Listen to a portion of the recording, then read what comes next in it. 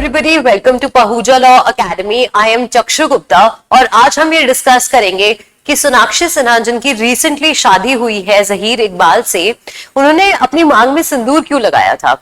तो हमारे पास में एक्ट है स्पेशल मैरिज एक्ट। जी हाँ, इसी एक्ट में इनकी शादी हुई है और इनकी जो शादी है ये एक सिविल मैरिज कहलाती है।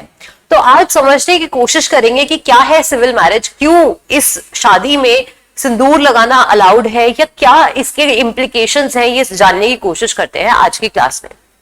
तो पहली चीज, जब शादी होती है एक हिंदू की एक हिंदू से, तो हम कहते हैं हिंदू रिचुअल्स से शादी हुई है। एक मुस्लिम की एक मुस्लिम से शादी होती है तो मुस्लिम रिचुअल से शादी होते हैं।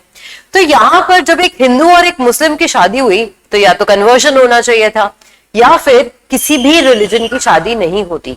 बिल्कुल ऐसा ही ये केस था जहां पर ना ही तो हिंदू रिलीजन के रिचुअल्स को फॉलो किया गया, ना ही मुस्लिम रिलीजन के रिचुअल्स को फॉलो किया गया। यहां पर एक सिविल मैरिज हुई है स्पेशल मैरिज एक्ट के अंदर। यहां पर जो शादी होती है इसके लिए ना ही तो लड़का ना लड़की किसी को भी अपना रिलीजन चेंज करने की जरूरत नहीं होती। अपना नाम, अपना रिलीजन चेंज करना एसेंशियल नहीं है इस टाइप की शादी के लिए। इस शादी में और क्या क्या एसेंशियल फीचर्स हैं इन्हें देखते हैं। तो पहली बात, एक सेक्युलर प्रोविजन है। सेक्युलर मतलब जो किसी भी रिलीजन से अफेक्ट नहीं होता, ऐसा प्रोविजन देता है स्पेशल मैरिज एक्ट।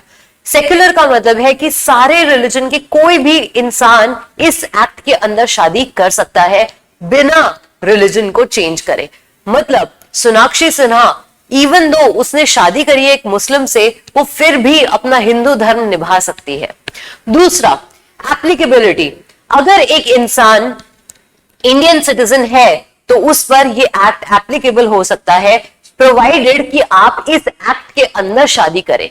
तीसरी चीज वो बोलते हैं रजिस्ट्रेशन।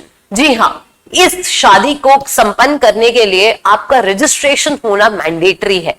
तो ये रजिस्ट्रेशन के लिए आपकी एज, मतलब एक लड़के की एज 18 और एक लड़की की साल 21 साल होनी चाहिए।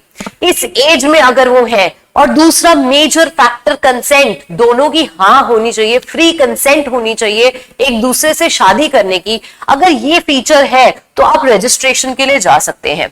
रजिस्ट्रेशन में आपको 30 डेज का नोटिस देना होता है रजिस्टरिंग ऑफिसर को। वो ऑफिसर सबसे पूछता है कि किसी को कोई आपत्ति, कोई ऑब्जेक्शन तो नहीं है इस शादी के लिए। ऑब्जेक्शंस इनवाइट होने के बाद और 30 दिन का नोटिस देने के बाद फाइनली शादी सोलमनाइज हो जाती है कि शादी पूरी हो जाती है। और इस शादी में विटनेसेस का होना बहुत ज्यादा जरूरी है।